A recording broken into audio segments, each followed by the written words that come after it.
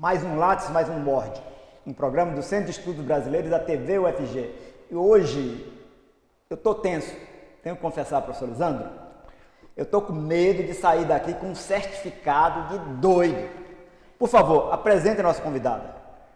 Primeira coisa que temos que dizer é o seguinte, a base da psicanálise, ou uma das bases, é a ideia de inconsciente. O professor Anselmo Pessoa não tem inconsciente. E ele falou isso na frente da psicanalista famosa Maria Rita Kell, há uns anos atrás. E me deu um certificado. Ele falou, eu não tenho inconsciente. Então hoje nós estamos com uma convidada aqui muito especial, que é uma psicanalista, Luciene Godoy,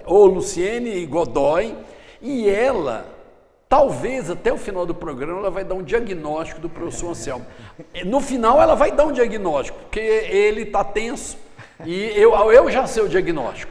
Apresentando aqui Luciene Godoy, psicanalista, livros publicados, que a gente vai apresentar os livros dela aqui. Luciene, boa tarde. Boa noite, bom dia, aqui é tudo. Boa madrugada.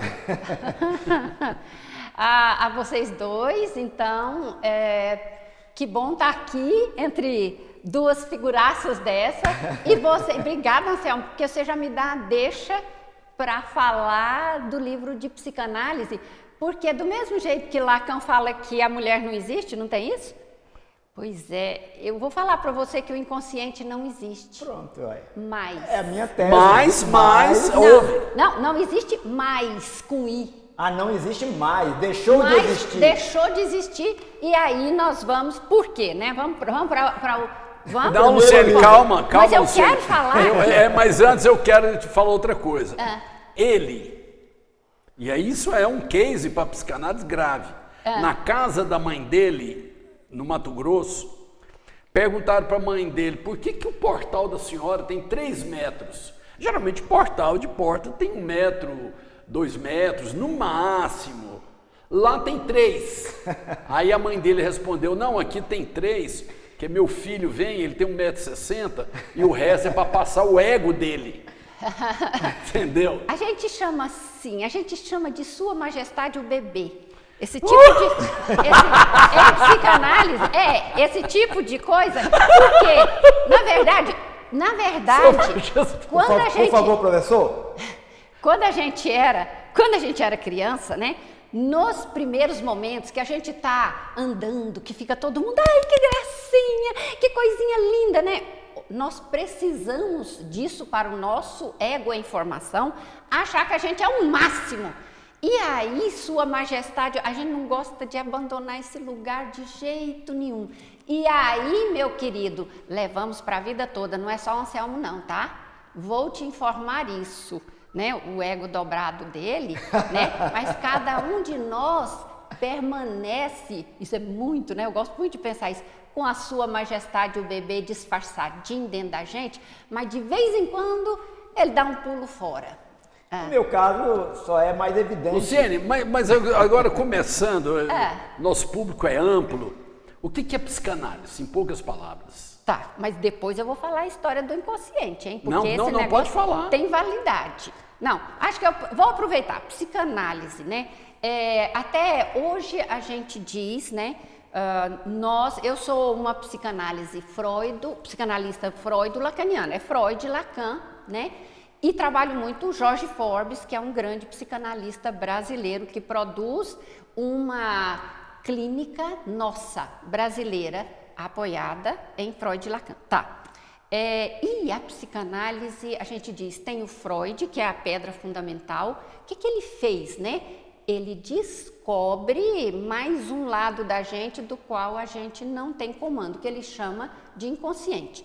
Tem uma parte da gente cheia de informações desconhecidas que nos controlam. Não somos donos da nossa própria casa. Essa que é a frase que diz. Não somos donos. Tá, aí eu falo isso, que o inconsciente hoje, a gente diz que não existe mais. O primeiro livro do Jorge Forbes, porque Lacan fez uma primeira fase que a gente chama de primeira clínica de Lacan, que vai até o seminário 17, que eu falei que eu ia mostrar aqui, que são seminários, que esses 2 seminários aqui, que a gente pensa na dissolução dos valores sociais rígidos, né? Essa quebra-quebra lá de Paris, e depois um outro seminário que fala sobre gozo, prazer, que história é essa?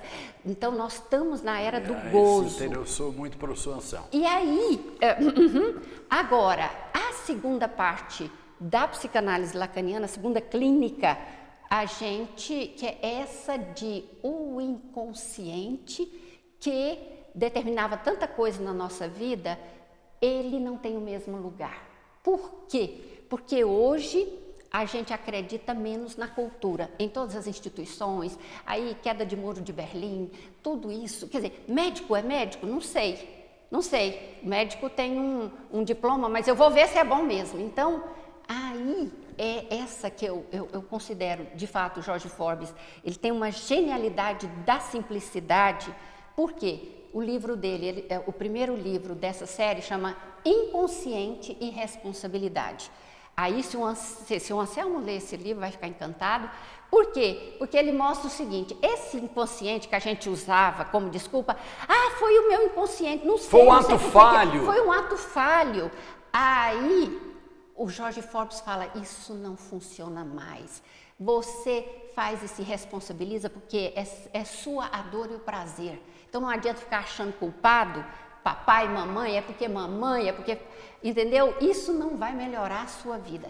E agora, numa segunda onda, esse livro que eu escrevo, do Jorge Forbes, que de novo tem esse binômio ir, só que aqui não é inconsciente responsabilidade, é invenção e responsabilidade. Então, aonde a gente era marcado pelo que os nossos pais, como o taxista disse, que a gente pode conversar aqui no programa, que a gente veio numa conversa maravilhosa com o taxista. Entendeu? Aquilo que a gente chama de inconsciente, que o outro passou para mim, ok, claro, passou, só que hoje o que é fundamental na clínica psicanalítica para o século XXI é o que você faz com isso. Então o Anselmo não pode falar que ele não pode culpar a mãe dele por o portal ter 3 metros para o ego dele passar. Não, mais do que isso.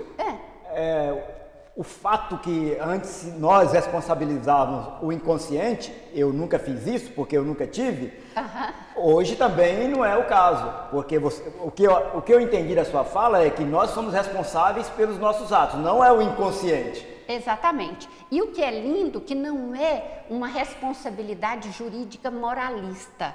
É muito mais assim, é muito lindo isso. Nós somos autores e atores.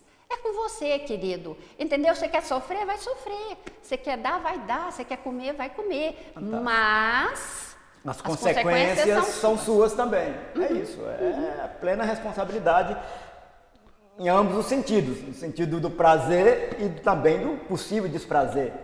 E nesse sentido, por isso que essa capa do André Rodrigues, porque esse é um livro de goianos, que vai ser lançado em São Paulo.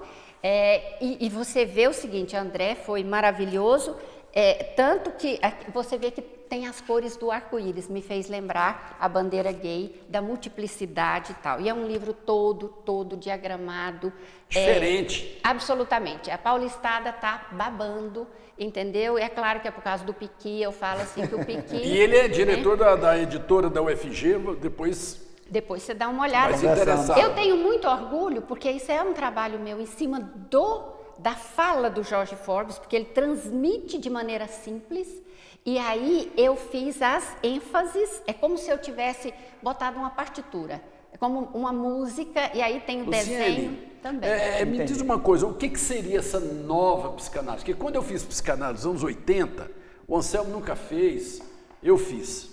Nos anos 80 eu fiz... era ali no setor sul, tinha uma namorada, ela terminou comigo, eu fiquei muito mal amigo meu, que era estudante de medicina, começando psiquiatria, falei, vai fazer análise, eu não tinha a menor ideia. Cheguei lá, eu deitei no famoso divã, e eu ficava assim, eu já era professor, comecei com 20 anos, eu chegava tão cansado, eu dormia, muitas vezes eu dormia, e eu ficava lá 40 minutos dormindo, o cara que ia atrás de mim, aí um dia eu falei assim, cheguei a babar, dormindo, mas vem cá, você não me acorda por quê? Eu falei, não, Isso faz parte, trabalha seu inconsciente. Essa psicanálise, você falou aqui antes para nós que nem usa mais divã. O que é essa nova psicanálise? Assim, em relação ao que se chama de velha psicanálise. Para o indivíduo, o que interessa essa nova psicanálise? O que ela tem a oferecer para nós? A psicanálise, então, a gente fala, primeira clínica, essa da primeira fase, século XX, vamos pensar assim, e aí a gente pensa numa psicanálise para o século XXI, da globalização, da nossa era líquida, tudo isso, né? Então, essa do Lisandro, né, era uma psicanálise feita para um mundo padronizado, para um mundo, eu falo assim, eu gosto de pensar muito assim, que funcionava ainda muito no sistema fábrica, todo mundo, os grupos têm que ser iguais para a gente conseguir coexistir, para a gente conseguir fazer a cultura funcionar. E agora a gente tem... Neste exato momento você guarda o seu pensamento, que nós vamos fazer um breve intervalo, guarda aí no seu inconsciente ou no seu consciente, que a gente volta em seguida para o segundo bloco, são 3, que nós vamos falar de muita coisa interessante sobre você. Você tem consciente ou você tem consciência? Você se responsabiliza pelo seu desejo? Quem é você? A psicanálise pode ajudar a responder, mas vai pensando aí para o segundo bloco. A gente volta.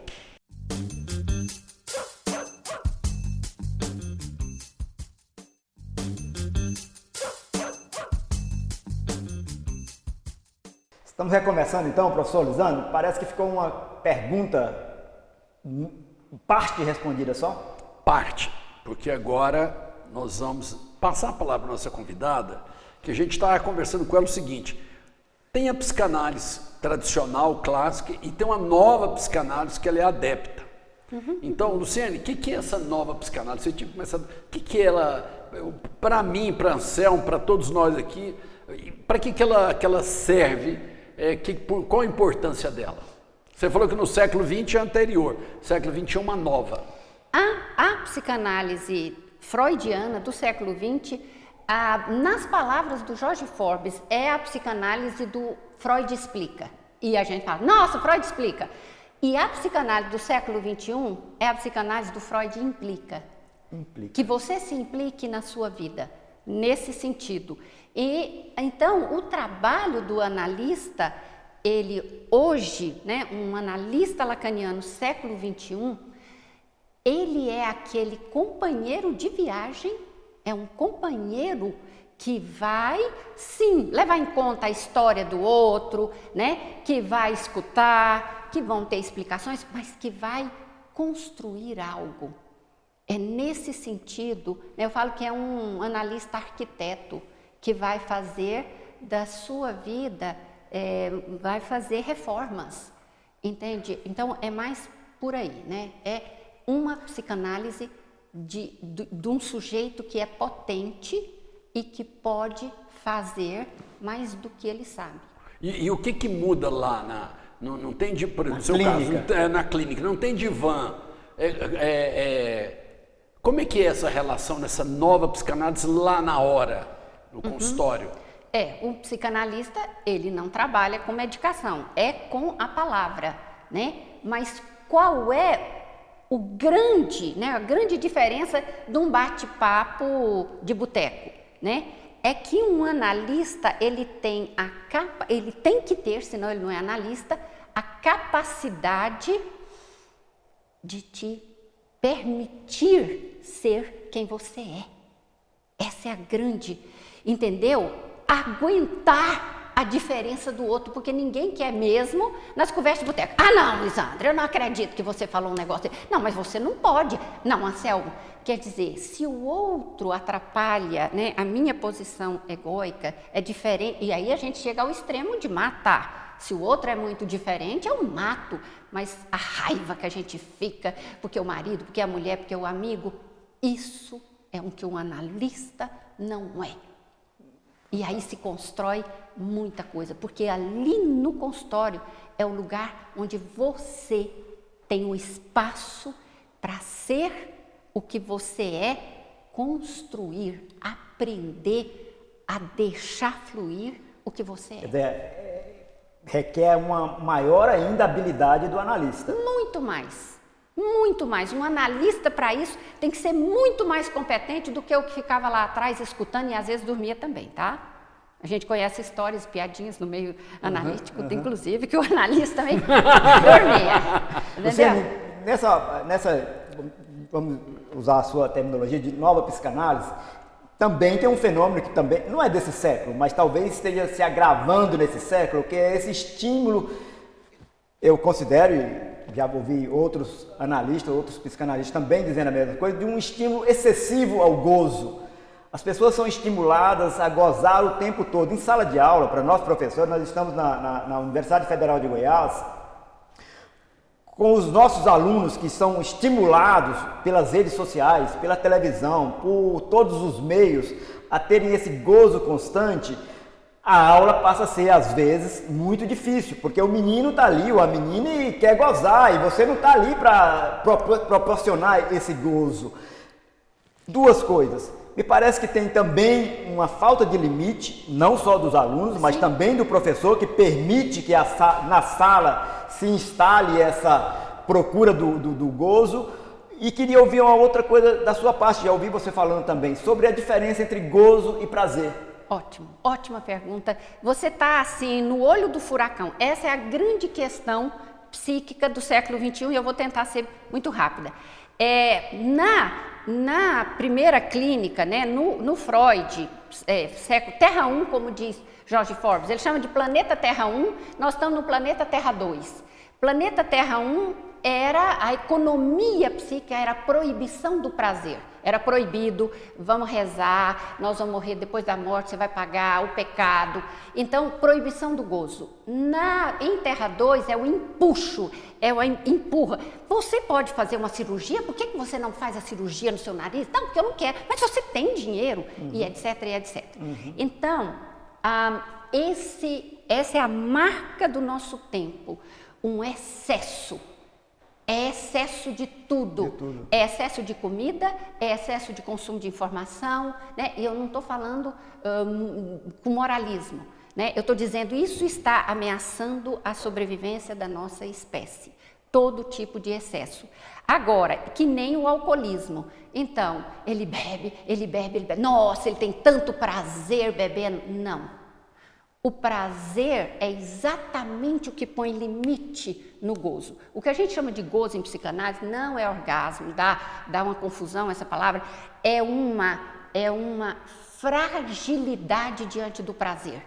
O gozo eu não dou conta de brecar. Eu comecei a comer, eu não dou conta de parar de comer. Eu comecei a comprar, eu não dou conta de parar. Isso, a gente chama, o vício, chamado comportamento de vício, tem um prazer, em princípio, que se torna tormento, que se torna escravidão. Eu não aguento não abrir o meu celular. Se eu ficar 2 horas sem ver o WhatsApp, eu começo a angustiar. Isso são sinais, né, de um comando que poderia ser um prazer. Então, o que nos salva do gozo é o prazer. E prazer é limite, é presença e ausência. Agora não está na hora, não quero, não pode. Mas qual é a diferença?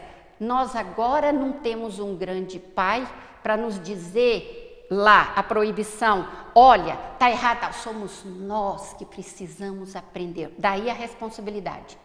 Não é minha mãe, meu marido, meus amigos que tem que falar, olha, Luciane, você está engordando, sou eu que tenho que falar, olha, eu estou achando que eu estou passando. Mas como é que uma pessoa comum, um estudante comum, um trabalhador comum, um professor como nós, chega a ter essa consciência de ter esses limites, de se autoimpor esse limite? Ou no consultório, na clínica, um bom analista conseguiria mostrar a necessidade desse limite? Não é necessidade e não é impor. Essas duas palavras, elas estão fora da minha ideia. O que é a ideia de multiplicar os prazeres. Então, quando as pessoas, eu adoro cozinha, amo cozinha, e aí as pessoas falam assim, nossa, Luciane, você fala tanto em comida e não sei o quê, como é que você não é gorda? Eu falo, porque eu adoro fazer lista de compra, eu adoro fazer o cardápio, eu gosto de fazer comida, eu gosto de comer, eu gosto de lavar os pratos.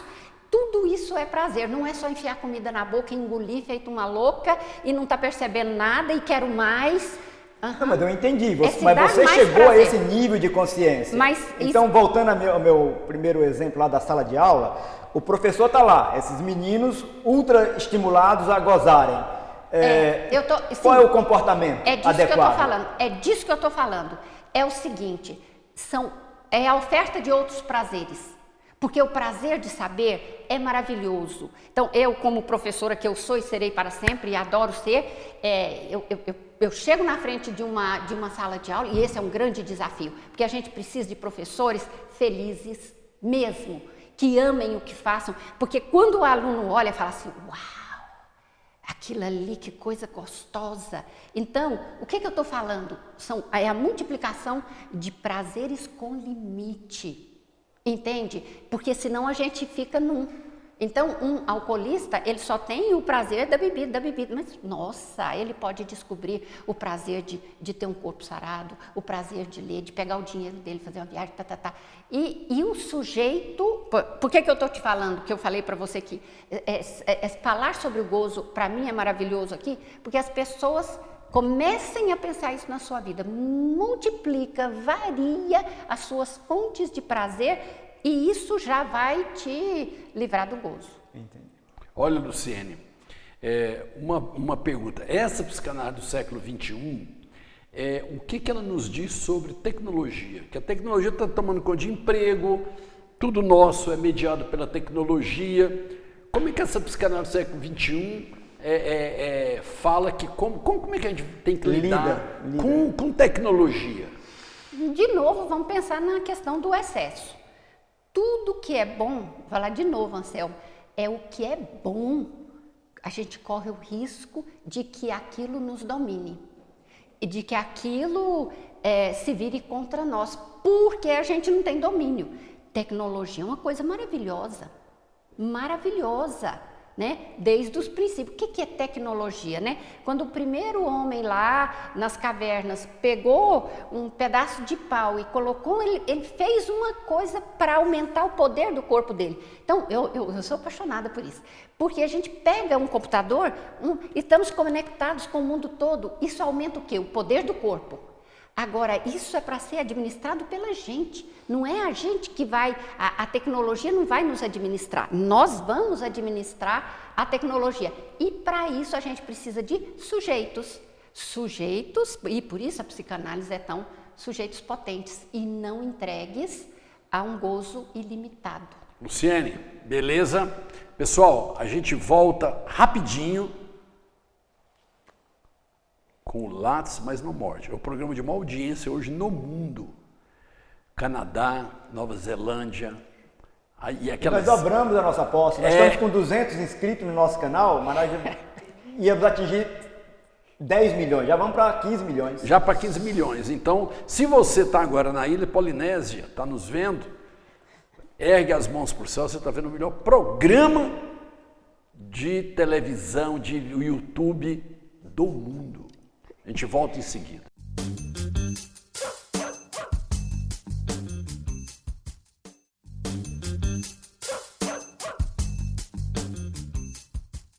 Estamos então retomando sobre o terceiro bloco. Eu não sei ainda, mas nós vamos pedir essa avaliação até o final do programa. Eu vou receber um certificado ou não? Certificado de que você quer, professor? De louco. De louco? Claro. Não, você não é louco, você é normal. O seu problema Professor, a psicanalista aqui é a Luciene. Não, mas eu também sou um psicanalista informal. Isso é verdade, eu acho que o professor Anselmo... Psicanalista informal, gostou? Psicanalista informal. Eu sou um psicanalista informal. Então é o seguinte, pessoal, o professor Anselmo, ele não tem consciente nem consciência. Mas isso aqui a gente vai deixar para depois. Luciene, me fala uma coisa. A Regina Navarro, que você conhece bem, o último livro dela chama Novas Formas de Amar. Aí ela fala lá de poliamor, de várias novas formas de amar. E a mídia, telenovela, filme, pega muito esse discurso, e fala. Na clínica aparece novas formas de amar, porque na hora que a gente conhece com as pessoas, tá todo mundo certinho, casamentos aí, tudo, namoro, as mulheres continuam e os homens querendo casar, tá tudo... Ou na sua clínica aparecem essas novas formas de amar. Por exemplo, o professor Anselmo pode aparecer lá e falar, olha, sou adepto agora do poliamor. Isso aparece, as novas formas de amar na sua clínica?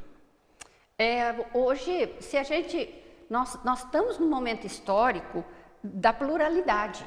Então, não só aparecem novas formas de amar, aparecem novas formas de viver a vida, de trabalhar. Olha, eu estou com 35 anos, mas eu vou mudar a profissão.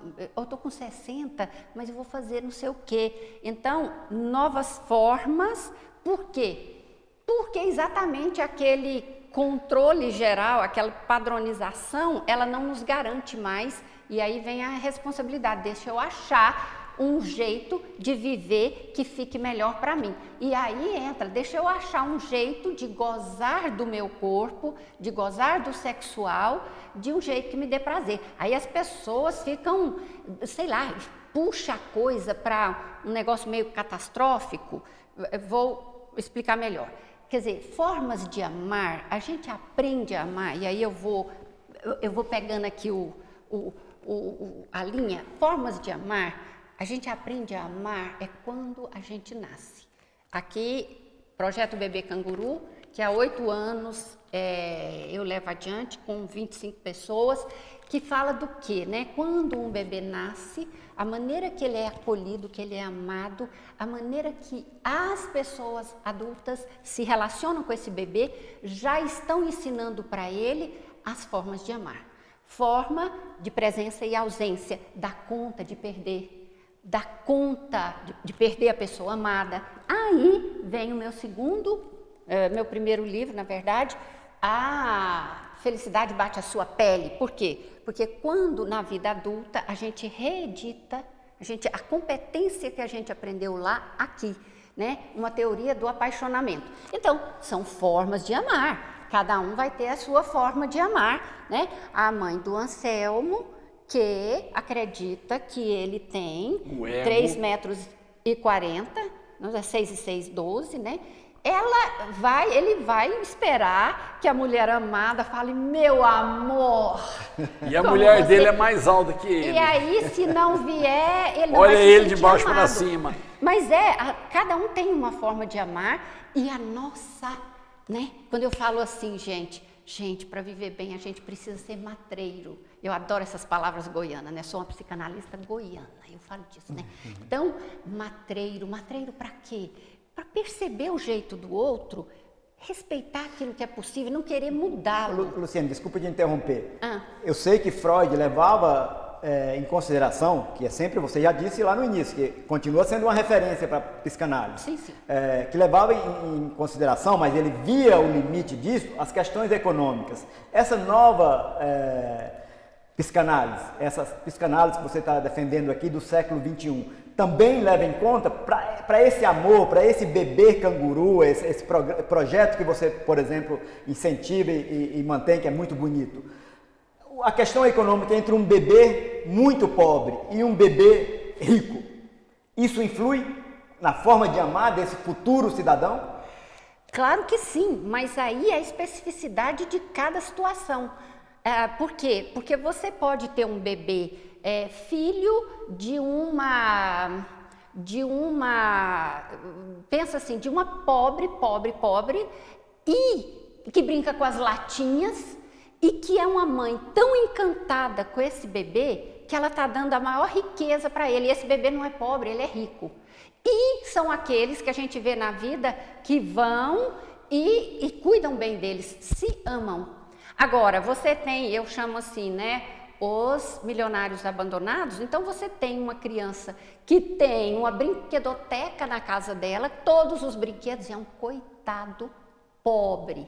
Então, na verdade, tudo entra, questão econômica, mas no particular. Por quê? Porque então nenhum rico ama o filho? Não, o rico pode amar o filho, o pobre pode.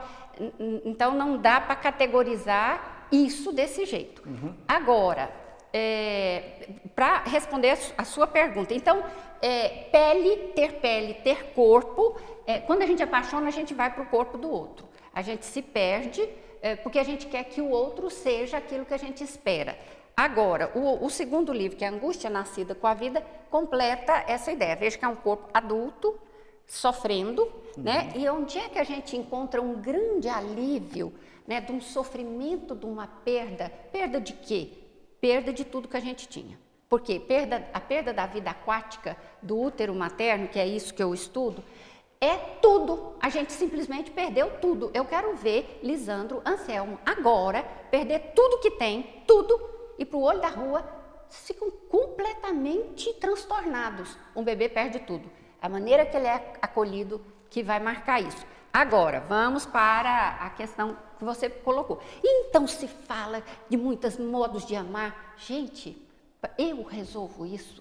Para mim, como analista, eu digo assim, então os grupos, eles estão falando, aí tem o grupo dos transexuais e tem os grupos dos homossexuais. Gente, vocês pegam um transexual, cada um é único. Trocou de sexo por motivo diferente. Então, para com essa babaquice, porque no planeta Terra, nós...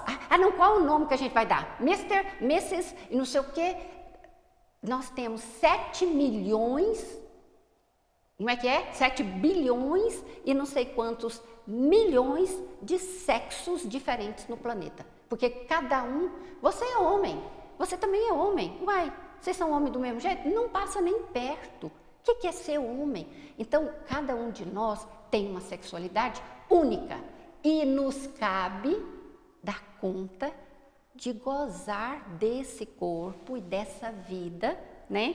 Eu falo assim, da melhor maneira possível, dentro das nossas circunstâncias. Ô Luciene, né? Você falou que essa ideia do bebê canguru, desse projeto seu, nasce lá numa ideia que você me falou há muitos anos, das famílias esquimós, né? Da mãe esquimó, que o menino nasce, ela fica amarrada com o bebê aqui nela.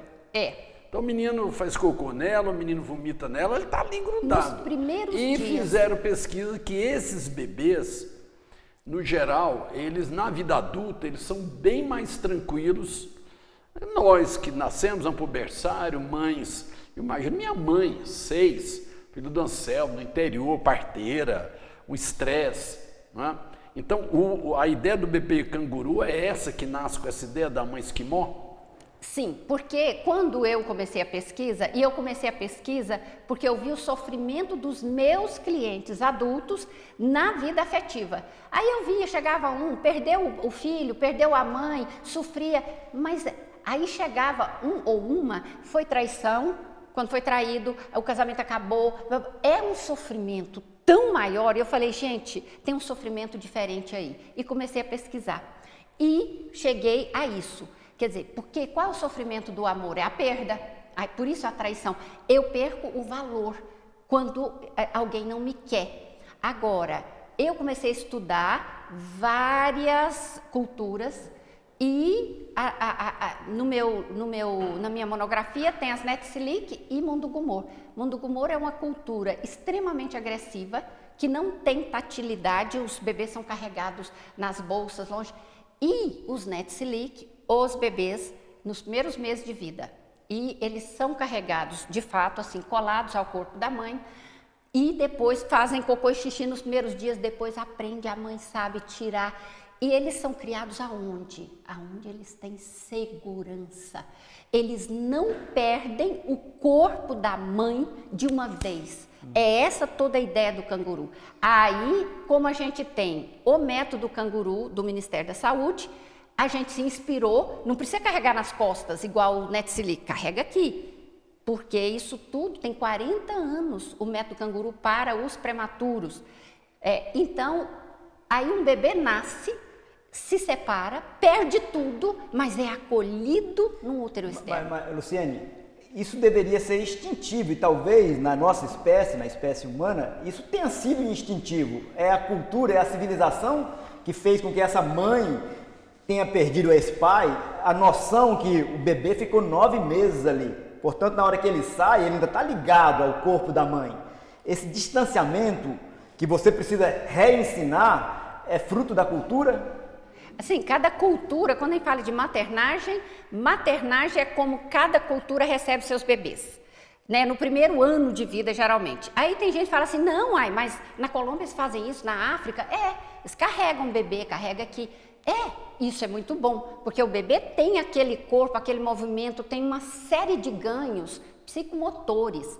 Agora, a nossa proposta de esterogestação é calcada na medicina, na antropologia, na psicanálise, e aí eu faço as apresentações nos congressos. Esse livro já está sendo traduzido em Paris. Ano que vem, amigos, vão para o lançamento dele em Paris. Vamos. Entendeu?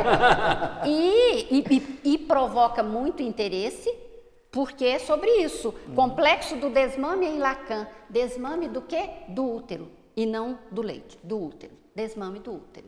É isso. Atenção. Olha, esse aqui é um programa que aqui ninguém tem consciente. Ninguém tem consciência, ninguém tem responsabilidade. Nós temos, professor. Nós temos consciência? Mas não sei, ele está falando que você não tem. Ele disse que nós, ele te incluiu. Então, quando entrevista o psicanalista, o programa vira essa confusão. A gente volta daqui a pouco, é o programa de maior audiência hoje no mundo, Taiwan, Argentina, Nova Zelândia, para todo lado do mundo, é o programa de maior audiência no YouTube. Se liga que a gente volta para o último bloco com Luciane Godoy.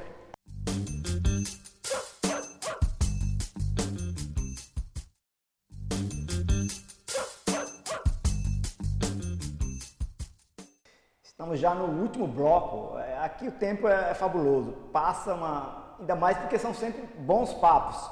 Mas hoje eu queria, então, nós estamos no Lattes Mais Um Morde, um programa do Centro de Estudos Brasileiros e da TV UFG. Eu estava dizendo, eu queria então agradecer aqui uma presença que para nós é fabulosa, é uma das responsáveis por nós estarmos aqui, porque o professor Lisandro está aqui.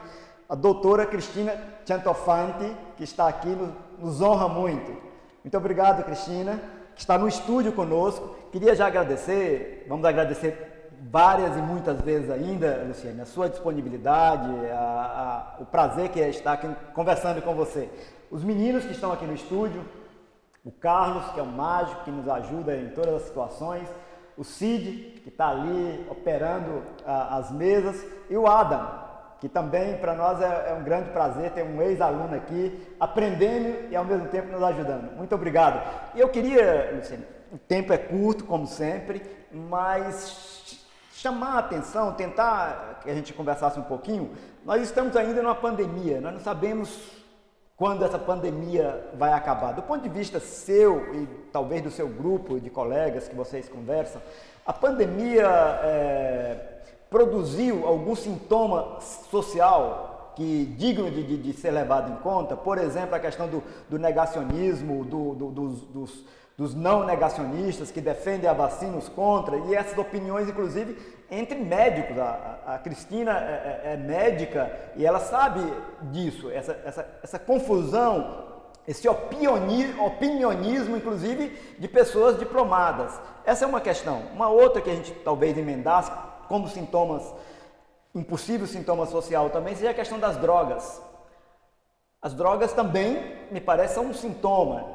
Não sei especificar que tipo de drogas, mas talvez na sua fala você pudesse nos contar alguma coisa sobre isso. E você pode ler aquela frase que você tinha me falado? Pois não. Enquanto ele vai achar a frase, aproveitando que no final pode ser que não dê tempo, eu quero dizer para vocês que eu estou aqui, né, com muito orgulho, porque é um programa, né, para o nosso Goiás, de pessoas pensantes aqui, com essa simplicidade. Quando o Lisandro falou para mim, Lattes Mais Um Morde, eu caí na gargalhada. Eu falei, mas isso é tudo que eu adoro, entendeu? Porque quando eu falo, eu sou uma tradutora do lacanês, possivelmente para o goianês, entendeu? Porque eu falo, né, por aí como goiana. Vocês precisam ver, segunda-feira eu tive uma palestra com um francês e a palestra começou com as fotografias do estado de Goiás, de Goiânia, do Cerrado e mostrando o nosso mundo. É assim que eu faço. Olha, eu sou de Goiás, eu amo minhas origens. Parabéns pelo programa. E vou responder. Você pode ler? Aqui é uma frase que é uma frase da Luciane. O descanso é o que pensamos de nós mesmos. Eu li essa frase, fiquei encantado, mas disse para ela já. Não sei se eu consiga alcançar todo o sentido dela. Não, antes de você responder, ele faz essa frase que ele é preguiçoso. Exato. Então ele tem um elogio constante à preguiça.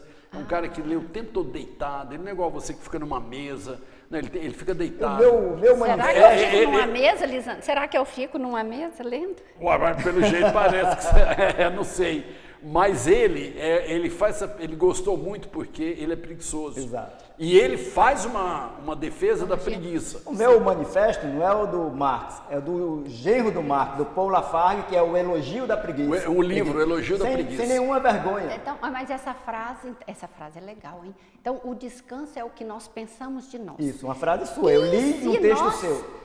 E se nós pensarmos na pandemia, o que ela mais gerou no mundo todo, que as pessoas falam do recolhimento e tal, quer dizer, é que a gente ficou mais com a gente. Né? Eu que moro sozinha, eu fiquei 1 ano e meio no meu apartamento de 2 quartos, sozinha. Entendeu? 1 ano e meio sem sair. É fato. E aí, bem. Sabe por que bem? Bem acompanhada. Muito bem acompanhada. Por quem? Pelos meus fantasmas, que a gente tem, né? Meus fantasmas são ótimos, entendeu? Aqueles feios do passado, eu jogo tudo fora, entendeu? Aqueles que dá para dar uma lavadinha, trocar de roupa, eu reformo. Então, eu convivo muito bem, a famosa frase, convivo muito bem comigo mesma. Tenho muitos amigos maravilhosos, como Lacan. Ela tá me chamando de Lacan! Olha que coisa maravilhosa! Ela tá me chamando de Lacan! Gente! Mas eu tenho eu sou melhor. Foi Lisandro, L com informal. L, como Informal. Lisandro, como Cristina, como Lacan, como Freud, como Jorge Forbes, né? Que convivem. Eu faço comida escutando Jorge Forbes falar, né? Mas e esse sintoma que a gente perguntou Aí social vai. da Covid? Então, vamos lá. Então, esse estar com a gente mesmo foi muito mais forte. Mesmo as famílias, só a família ali. Então, nós temos um corpo, a gente chama assim, tem um corpo próprio, que sou eu aqui. E o outro que chama corpo social. Em psicanálise a gente chama de corpo social. E o corpo social nosso adoeceu, esfacelou. É o corpo fora de nós, porque até a família é corpo social, e a gente ficou, não posso ver meus avós que estão... Então, o corpo social quebrou com a pandemia. E quando a gente sabe que muitas pessoas, muitos psiquismos, muitas cabeças, se sustentam no corpo social. A igreja, a escola, e aí muita gente adoeceu. Adoeceu de diversas maneiras, né? Ficou triste, deu doença psicossomática, Então, aí vem as drogas, né? Se você pensar assim, o que é droga? É uma química externa que eu coloco no meu corpo para produzir sensações. Sensações que podem ser de euforia, ou de segurança, ou ocitocina, né? De união, de estar junto. Pois é, o que eu queria falar é o seguinte, gente, droga a gente tem dentro do corpo da gente. A droga não está lá, tá lá fora, mas ela custa cara, ela dá problema de saúde e tal. Vamos usar a nossa droga. Nós temos endorfina, nós temos todas, né, Cristina? Vamos pensar assim, como é que eu fico tentando lembrar da dopamina, né? Eu, por exemplo, os meus amigos falam assim, eu tenho 4 doses a mais de dopamina no meu organismo, porque serotonina, então isso tudo a gente tem no nosso corpo. Então, a droga e o acesso é pelo pensamento, é pela interpretação que você faz do mundo. Por isso, a paz é o que a gente pensa. E tem outra frase que talvez seja tão boa quanto essa, que fala assim, vou tentar lembrar de um dos meus artigos que eu esqueço, que fala assim, o paraíso, entrar no paraíso, estar no paraíso, que é vencer o superego, tá, Lacan? Lacan, agora falei. Viu, Lacan? Olha, o no Lisandro paraíso. já é impossível, Luciano. Não, Depois disso. Eu vou acabar com a minha. Não, mas vamos lá, porque tá acabando. Agora, a amizade nossa, eu acho que vai, porque ele vai chegar assim. Não, difícil vai ser para nós. Não, comigo também. Ele vai chegar assim, ó, com aquele, sabe, aquele cigarro tordinho. Lacaniano. Lacan, assim, com aquele, como é que chama? Não, mas vamos lá, porque eu... Terminando. Gente, a frase é: o paraíso, estar no paraíso, porque a gente vence o super-eu, que é aquele que massacra a gente o tempo todo. O paraíso é quando a gente se aprova, sem ser perfeito. A gente se aprova sem ser perfeito. Fantástico. Sem ser perfeito, porque o ideal, eu aprovo porque eu atingi o ideal. Não, você se aprova, tipo assim, tá bem, tá legal, sabe? É um negócio muito sutil que eu estou dizendo, né? Você com você escorregou, você caiu, entendeu? Mas ainda assim você consegue dar merda, fazer adubo. E quando a gente se aprova, tá bem, Luciane, você caiu agora, mas olha, tantas vezes que você não caiu, ai que beleza. Quando a gente pode amar a gente mesmo, com as falhas que a gente tem. Agora, Luciane, a gente estava vindo para cá, no táxi, que o portão trancou lá, não teve como sair do carro, viemos no táxi. E no táxi a gente vinha conversando, incrível. Já chegando aqui na UFG, o motorista do táxi, ele estava atento o tempo todinho na nossa conversa. O tempo todinho, incrível. Ele falou, olha, eu podia fazer uma pergunta para vocês? Aí fez a pergunta para a Luciene. Que a Luciene falou, ó, como é que é, Luciene? O espelho? O espelho é o nosso maior inimigo. Aí ele falou assim, que história é essa do espelho? É o nosso maior inimigo. E aí ele já juntou, o que é maravilhoso. Taxistas são incríveis, gente. Eu converso com taxista o tempo todo, aqui em Paris, viu? Os taxistas de Paris também. Aí ele falou assim, porque como assim? Quando a gente nasce, nós temos o pai e a mãe, a gente tem que se espelhar neles mesmos. Falei, perfeito, cara, essa que é a ideia, né? A gente tem que aprender do outro, a gente tem que se espelhar no outro, mas precisamos de dar conta para crescer, de ir além disso, de não ficarmos escravos, como diz o Jorge Ford, da expectativa do outro. Mas aí não é só papai e mamãe. Será que lá na faculdade eu consigo encarar meus colegas que eu estou fazendo um negócio diferente, eles estão me desaprovando? Ou então é dar conta de ir além do espelho? Porque se eu quero refletir o que o outro está esperando de mim, eu me perco de mim mesmo, eu fico fora da minha pele. E aí o espelho é inimigo, que eu estou pensando, o que será que o Anselmo quer que eu fale? Não, eu estou aqui para falar o que eu tenho para falar. Que bom se ele gostar, se não gostar. Chegamos ao fim do Lattes, mas não morde, o programa de uma audiência no mundo. Você não está acreditando? Se você não está acreditando, é um problema mais seu do que nosso. Porque nós acreditamos que é o programa mais visto no mundo. Não, e o nosso ego é enorme, não é? Tanto é que nas nossas casas, eu tenho 1,79 m, o portal tem 3 metros. Por quê? Para passar eu, que tenho 1,79 m, e o resto é meu ego. Como do professor Anselmo. Você também tem um ego enorme, Luciane? Eu gosto de mim, mas com falha. E ego não aceita falha. Pronto. Derrubou meu ego. Eu vou sair aqui. Mas, Luciane, de novo, muito obrigado. Foi um papo excelente. Espero e acredito que todo mundo goste também. Estamos juntos. Vamos lá. Até o próximo.